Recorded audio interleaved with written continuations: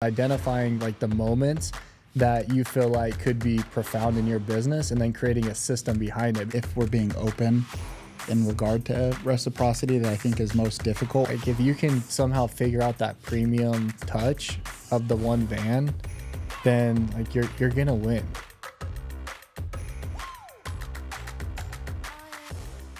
So I guess for you, why does reciprocity come to mind? You say you've been thinking about it for a while. Well, I wanted to do it in my training last month for the 1% Club, and we didn't get to it. And then this month it's come back around. And as I've been on all these trips the past couple months, like my eyes have just been open to how powerful it is. And so when I think about businesses, and every time like I'm trying to apply a business principle to like training for 1% Club, obviously I have coconut in mind of, are we doing this because I don't want to be a hypocrite, or what could we be doing? And so, I mean, as simple as we landed in... Let's do a basic definition. Like, contextually, like, what do you view reciprocity as, so that as the next few stories, it's like it helps me understand as well? Yeah, the way that I view it is giving something to someone, and that could be in forms of like a tangible item or just like service without an expected outcome. Okay. And so... it could be at the Four Seasons, they give you a custom Four Seasons bag that is embroidered at the bottom, like in Bora Bora. That just comes with the package. That was just surprised in the room. And the thing is like, that wasn't special to us, but that's special to the Four Seasons, because when I was walking by the janitor closet, like there they were stacked in the room, but it's part of their system. And that's one of the things I want to talk about too. It's identifying like the moments that you feel like could be profound in your business and then creating a system behind it. Because if Four Seasons, if we're talking about the bag, for example, they're like, hey, here's an idea. Let's do it once in a while. Like maybe every fourth guest would get this special bag. But now because it's a system, it's in what I saw was like, it's in the janitor closet. I could only assume like every single new check-in, they have it placed on the bed, but not just placed on the bed, like it's presented in a certain way with a certain handwritten note and all these different things. Like it's unexpected. And because of that, here I am talking about it a month later. And so it came back to me, we just flew around. We did the helicopter trip. We went up to Jackson Hole. We went up to Yellowstone, Glacier National Park, and we landed in Coeur d'Alene, Idaho. Yep. And I've been hearing my buddy Jason Parks has this boat, and it's like these boats Is that the guy from the dunes? Yeah. Okay. And so like he's been telling me about this wood boat forever, and I'm just like, what? Okay, like wood boat, like dude, like I was kind of guessing like he probably spent like the way that he was talking like maybe $700 to $1 million on this boat, like a wood boat. Okay. And so he's sending me pictures of it a couple weeks before we're coming up, like kind of getting me hyped and excited. And I was just like, okay, cool. And he told me the name, and I was like, but it didn't like it was just kind of in passing. And anyways, I just knew like, okay, Jason's got this really nice boat and it's worth a lot of money. Like he's really proud of it. And I land in Coeur d'Alene. And when you fly in privately, there's usually a few different FBOs, which are like essentially like little companies that facilitate you and your fuel and housing, your airplane or helicopter or whatever that might be. Well, we land and, naturally I just tell Cam like, hey, pick the nicest FBO. It's not always the cheapest, but like Cam's your other pilot. Cam's our pilot. And he does all the pre-flight and the flight planning and all that stuff. And we land and the FBO is called Stancraft. And I'm like, that kind of sounds familiar, but I'm not putting it together yet. And you see where I'm going with this. We land, and for the first time ever, a golf cart pulls up to the helicopter, and it's a beverage cart like you see at a golf course. I've never seen that. I've been into a lot of nice, FBOs. Yeah. And they offer us basically like you would at a golf course, like you guys want some food, you want some snacks, you want some chips, you want, this, and that. And of course you're like, man, I'm about to get taken advantage of here financially, but nonetheless, it's really cool. Like I have a picture of the golf cart. I think I posted it on my story. Yeah. Like it's decked out. You walk into the FBO and here it is, like the Stancraft Boats, and it just like clicks. It was just one of those things of just like, wow, like the companies that understand reciprocity, in this case, it was a golf cart coming up, bringing you free snacks and food when you land after a long flight. They don't have to do that, but what does that cost? And so when we think about business and we think about pain points, what are we doing as a company that's going to make someone stand out, sit on a podcast a week later, 2 weeks later, and talk about the golf cart? You know, what is Coconut doing? What is the pool company doing? What did Green Mango do? And so that's why I love Reciprocity and why I want to talk about it.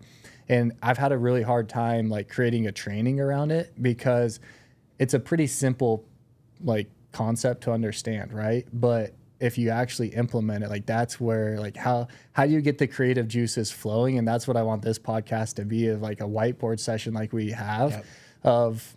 And we could take Coconut, for example, because I thought a lot about Coconut and the little things. And when we think about Reciprocity, one of the things that we do at Coconut is by offering a free area rug or a couch or something that the customer denied.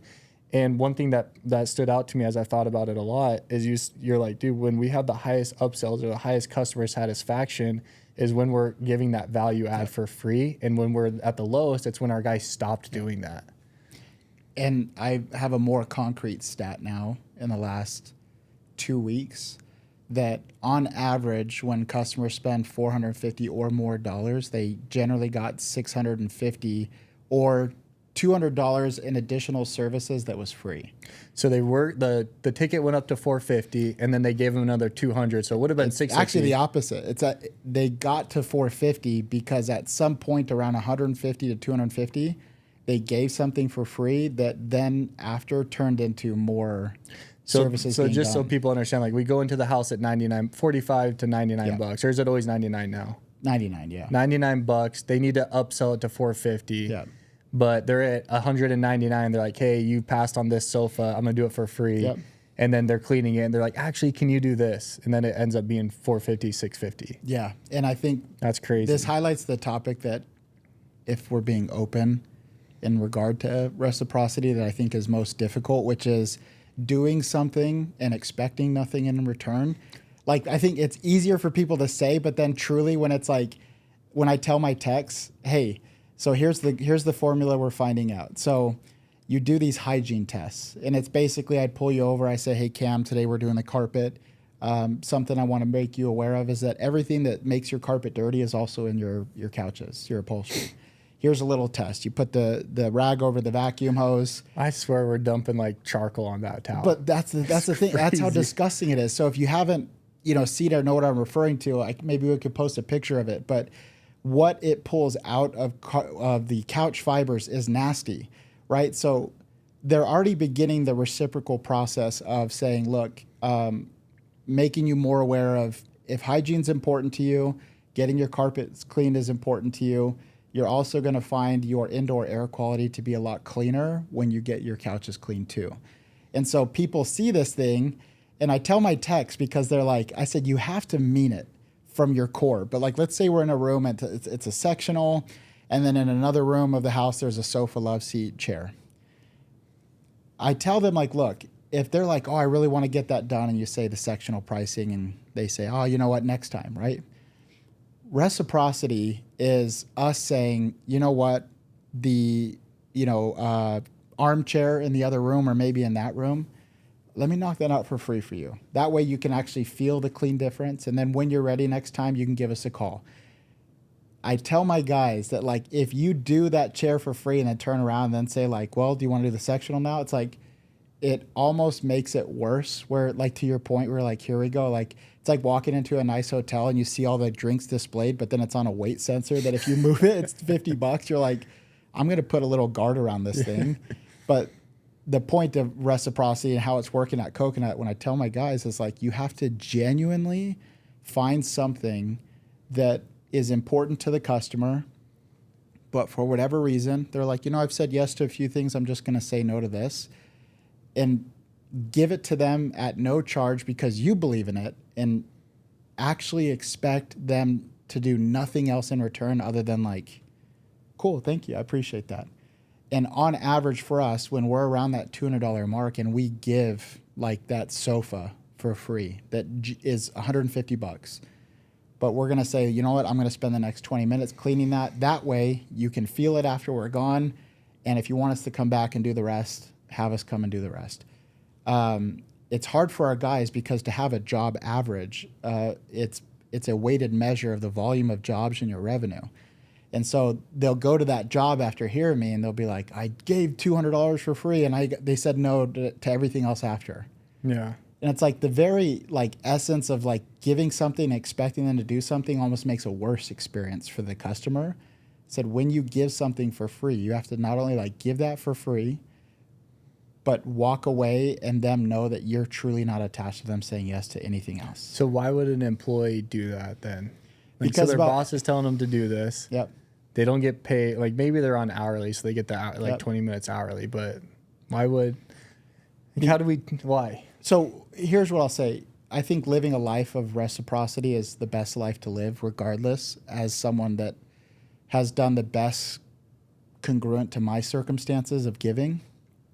But what I'd say professionally is actually what you just said is like, if you sell how you consume, you're generally going to find that you buy when you feel like you're being given the most. And so if that's the psychology behind consumerism, which is people want a good deal, they want good value, but they want the best price, and you buy when it's also like there's this little perk in addition to it, it's like, why would you expect customers to buy from you any different way?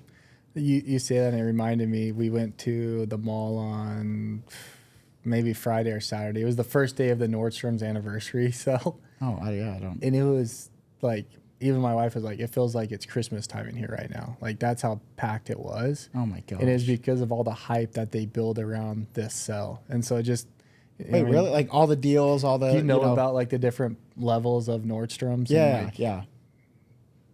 Because Kate, that's why I'm saying I'm surprised that we weren't there. It's like the only time of year that I like encourage. It's like you want your wife to spend the most so that we can have early access to the deals. Yeah, like it's phenomenal what they do from a marketing standpoint, which is a different podcast that we could do on just kind of the mind games that they pull and just the marketing expertise that they have there. But to your point, like you're saying, like people just they're willing to spend more when there's a great deal. And you made fun of me. Did you have something real quick? Well, I feel like the Nordstrom thing highlights the principle that they've systematically created a reciprocal process to their customer base. Yeah. So instead of just being Nordstrom's and making hundreds of millions of dollars, they said, we want to build into our operations giving back and savings and people buying more.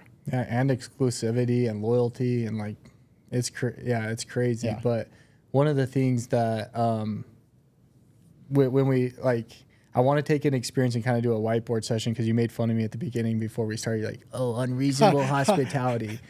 So I think that's one of the key points that they talk about in the book when they talk about the restaurant is, okay, when is the night's perfect up until when? It's the bill, right? So you bring the bill too late, they're frustrated because they want to get out of there. Yep. You bring it too early, people feel like they're trying to kick you out, trying to flip tables, And so what they did is they gave a bottle of wine on the house and said, stay as long as you want. This is here whenever you're ready. And what I love about that is it seems so simple, and this is why I have a hard time like creating a training for the 1% Club around reciprocity is like you almost have to come up with great questions to ask your C-suite team or your partner or whoever, because the concept is easy, but coming up with the idea of like when's the hardship or when's like the worst part of the the service, whatever it might be. Yep. And when I think about coconut, and this is where I want to do a little whiteboard session with you, and I haven't warned you about this, so maybe we come up with a solution, maybe we don't. But I think about my buddy Craig Breinholt, who has a cousin. Oh, I think it's a cousin, Brady, right? Is Brady Breinholt? I don't know who Brady. Yeah. So Brady's his cousin. He's like a one-man van. Brady's great. Maybe that's a couple, but the point is like pretty much owner operator. And for a while he used coconut. Well, one time Andrew came over to his house and upsold that like crazy, like $700-800 bucks. Oh, I remember this. Craig came home and he's like, what the heck? Like, what is this? And I don't think Craig's used a cent, and that's okay. I support your cousin. I don't care. Like, right? I love Craig. He's one of my best friends. But the point is, I think that happens a lot with our demographic. And so I know the stat that I think it happens with. So how do we turn that experience to where maybe that's a negative experience for the wife when the husband comes home, and maybe that's in her mind when Andrew's doing the perfect demo on the couch and he's got it from 99 to 250 to 450 to 750 and she's so excited, and he's doing the free demo here and there, or he's doing the free couch or a free rug or carpet or whatever, right? And the only thing that's going through her mind is like, crap, dude, I gotta tell Cameron when he comes home that I just spent $900 on carpet cleaning. Like, so that let's say that's a pain point. Like, how do we turn that into the bottle of wine experience? I love the timing of this because I gave a training on it this morning. Perfect. And I referred to the demographic of customers. So, I also want to share too. 2 people in the last like 3 weeks are like, "Why do you guys bash coconut?" I'm like, we're trying to be open and real with who we speak to, and use it as the not guinea pig, but as just, like this is real for us. Like, yes, it's extremely real for us. I feel like it's been extremely difficult. And I feel like coconut is a prime example for us to say like, hey, we are actually doing this in real time. And we're telling you that the absence of some of the things we talk about reflects in coconut, and the actual implementation of some of the things that we talk about reflects in our bottom line for coconut. And so it's real and true for us. But we brought up quality calls. I feel like 3 years ago, you brought up like quality calls, hearing back from the customers, ask the CSRs that if they interact with the customer, just like ask them like how we're doing, whatever. Yeah. So coconut, I've been doing the auditing for the last month and a half, and I do the auditing calls on previous day services. And I can now say confidently, after speaking to 143 people, that calling them the next day, asking them 3 questions. And when they truly feel like they can share without like me trying to get the same technician back out there, because they're always like, he was so nice, he was sweet, but like I specifically asked for this to happen, it just didn't happen. There was probably about 40 out of the 143 that had the kind feedback where they weren't going to give us a 5-star, but they weren't going to go on and give us a negative review. And statistically, I would say 40, that's pretty high. I know. And that's not even including the people that were negative. So again, just being honest, is I would say like our champagne or our what we would leave at the table is more related to the physical cleaning effects of what we do rather than like the unseen. So for us, what that means is we have a protectant that we can put on couches that's extremely effective to stains and spills. But we also have like these services where you can't tell that we did it, but it puts these protective barriers like sealant on tile and grout. And these guys are like, I went to our techs and I did a training this morning. I said, what's your go-to like addition to what someone is already doing? And they're like, deodorizer.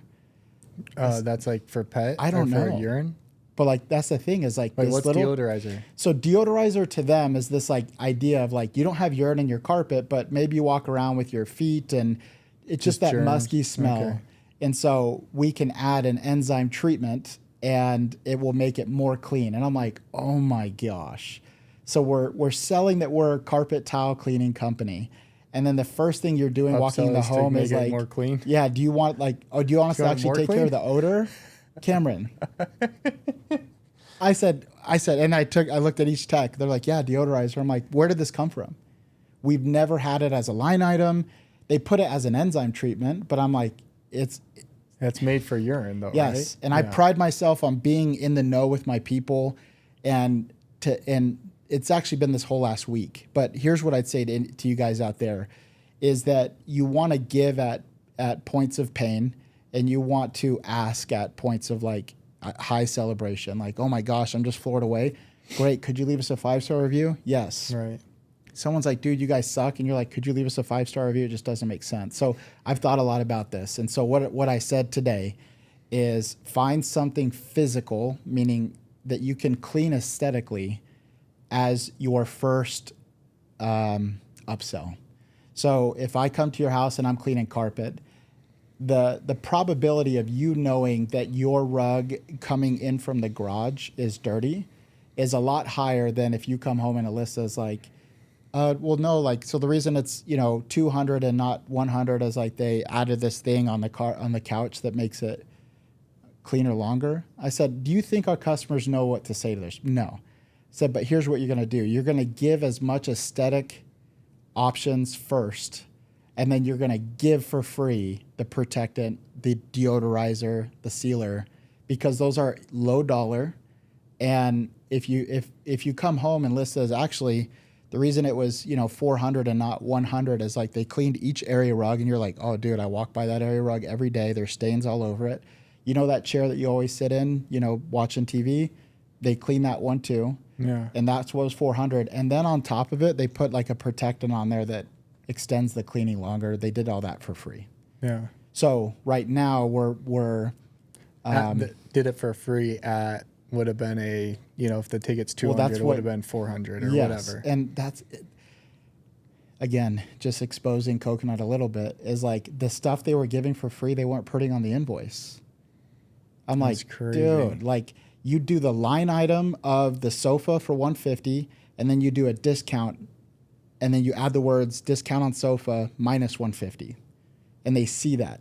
So instead of like you do up to $400 in services and the 3 area rugs you did for free are not on there, it's like they don't know the contrast of how important that was for, you know, us as the company to perform that services. And if they want us to come out and clean that isolated service, they'll now know that like, hey, those rugs should have been an extra $250. Yeah. And so the approach now is aesthetic first and then give for free the invisible things that are effective, but people can't explain to their spouses when they come home.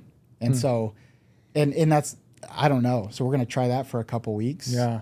But it's just like, hey, I come to your house, you say, do these area rugs. I say, hey, Cam, the same attachment for cleaning rugs is also for cleaning carpet. I noticed that we're not cleaning carpet. Any reason for that? I just didn't have it on the agenda. Do I have to move furniture? Like people think like that. Like, no, you actually don't. We can work around all your furniture and it'd be super simple for me. So that's my first go-to rather than like adding protectant for $15 a rug as my first ask. Yeah. Hey, do you want the cleaning to last longer on these area rugs? Like I can put protectant on there for free. That's fine. But if I said, hey, look, let's get everything clean and then I'll tell you what I'll do. So the carpet adds an extra $250. Normally we recommend protectant. That's about $15 per rug and about $30 per room of carpet. I'll do all that totally free if we can just get the rugs and the carpet done and you're going to have a more uniform clean. And the same feel that you get from the rugs being clean is now going to be throughout the entire home because we did your carpet as well. Yeah. And I'll protect it at no charge.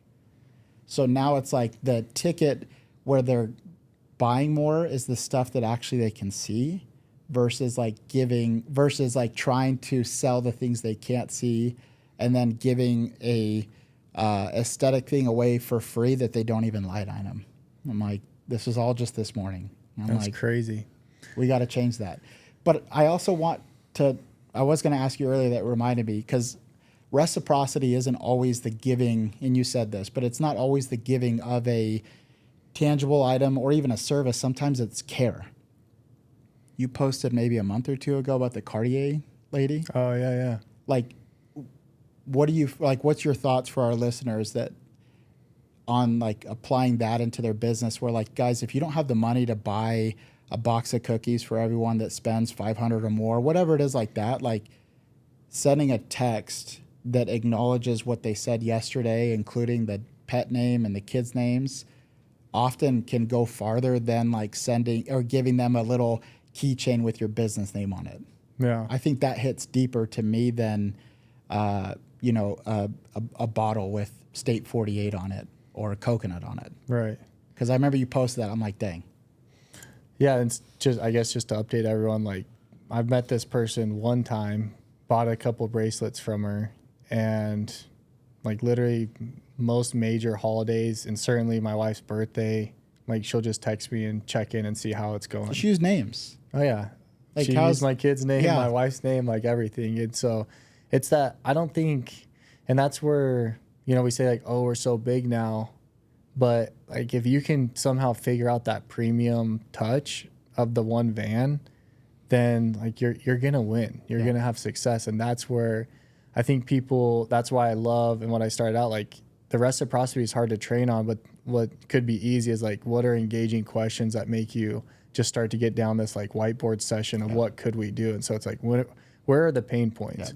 What's discomforting for our customer? Like what's something that we could do after that makes them remember us 2 or 3 days later? Like we didn't do anything at Green Mango, and we don't have anything at Coconut to my knowledge that's like a follow-up 2-3 days, like thinking of you or how's it going or something like that. But you do now. We do. It's our continuity of conversation or continuity of care. So I hired a pool company, and this happened just yesterday. The guy came out for his service now the 3rd time, and we have a spa that is covered, and I lost the hex key that takes the cover off. And so I texted him last time. I said, hey. This is the 3rd time you lost the key? No, I can't find it. So like, but it's like the spa. So it's like, it's summer. I don't care. Like, I understand they want to service it, but I told the technician 3 times, I don't have the hex key. They were like blowing me up. They're like, hey, we're here. Like, do you have, like, can you please remove the spa cover? We can't remove it. And I'm like, dude, like, I told the tech 3 times. I don't know where it is. When I find it, I'll remove it. And so like, it's not a big deal, but I told my guys this story, and I said the continuity of conversation is the office not reaching out for saying, hey, like our technician is there. What's the door code? And they're like, dude, I told it to the guy on the first phone call. Right. It's like those to me are often the things that if you can't start with money or finances in terms of reciprocation, people don't care how much you know or how good you are until they know like how much you care. Yeah. And the thing that you can show care for most is direction and guidance on how they, because people tell you how they want to be serviced, how they want to be taken care of. And I feel like right now what we're doing with our continuity of conversation is that every important thing, and I went a step further, I created a bullet point list of here's what's important: a dog's name, a specific ask for like, hey, anytime you guys are here, like please move this side table. It's not a big deal. We can move it. I just really want it clean underneath. That is something that goes in our red notes, goes up to the top, and it's a permanent note. And I told the guys, and I showed them a few examples. I said, this is what continuity of conversation is we're going to care for our customers' words first, and then we're going to have some, swag or something. But right now, I think that could hit deeper for more businesses in terms of reciprocation is if someone calls and they're like, I really want my pool clean for this, or I want my carpet clean for this, or I have this need going on my roof, and your people aren't documenting that and aren't highlighting that, and then you're getting another phone call asking for the same information, like that's a frustrating process. And so maybe our customers won't notice it entirely because we're just going to start doing what they say. But in my auditing calls over the last few days, I started listening to the inside sales call, and probably sadly 50% of something I would document wasn't in the notes. Mm-hmm. And we're doing a major revamp. So the follow-up is when you called to see how it's going, like you're using those talking points to see how they're doing. Hey, you wanted the area rug cleaned. How's it looking? Correct. But so when our future auditor does it, like, so on these current calls, I said, I need at least 3 points to be able to say like, oh, our technician said like your dog, like Phoebe was awesome. Like, thank you so much. Like, I want to be able to include some highlights of your cleaning back to the customer. And if there's no notes on the entire experience, like that's where you're getting written up.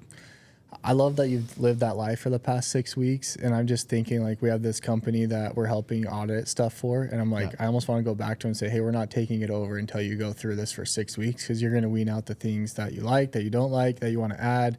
I'm kind of obsessed with it too. Like I enjoy doing this because how I show up for my people is like I'm in the know and they know I'm in the know. So that's huge. Okay, so like I want to end on this unless you have something else, but again, it kind of goes like, let's assume that we've sold the CEO that's listening to this podcast of implementing reciprocity into their business. It's still, how do you get that hourly employee to buy in? And, I guess if I'm giving advice, like we were at the park last night, and like the park that I'm right next to, it's a huge park, and they have a huge problem with kids riding around like Surons and, E-Ride Pros and all that stuff. Like one of the kids in our ward, in our church, like got hit on his bike and almost died. Like, And so like there's a lot of park rangers around, and these kids were going down this hill, and long story short, she comes over and she yells at the kids, "You can't do that, you can't do that." And all she says is, "You can't do that." And then she leaves, and then she's like, "Man, they just don't understand that if they go down that hill and there's a kid at the bottom, like they could plow that kid." And I've seen it multiple times. And I just sat there and thought, why didn't you tell them that? Yep. Like, you just told them what they can't do, but you didn't tell them the why. Yep. And I think if business owners really did a full-on training of reciprocity and the why behind it, of, hey, one, like if you implement this in your life, one of the things that you said is like, it's just the best way to live. Like if you can implement this. And so if you come to Coconut, hopefully one of the staples that we could say in a job interview is like, we teach you the power of reciprocity. And how we teach you that is through our cleaning, and it's a better experience for the customer, but it's going to create habits for you. And if they don't buy, which means if they don't buy, your salary doesn't go up because you don't get a portion of the upsell, but you're going to feel better, and you're going to get a better experience. They're going to write reviews. They're going to, tell their friends. Like, these are the reciprocity are the little things that people talk about. It's the golf cart, it's the bag, it's the wine, it's the, whatever it is. Like, that's what I would go to my employees and have a training about. It's like, this is why reciprocity matters. Yep. I agree. Reciprocity, very easy to give. And I think it has the highest ROI of anything that you can implement in your business.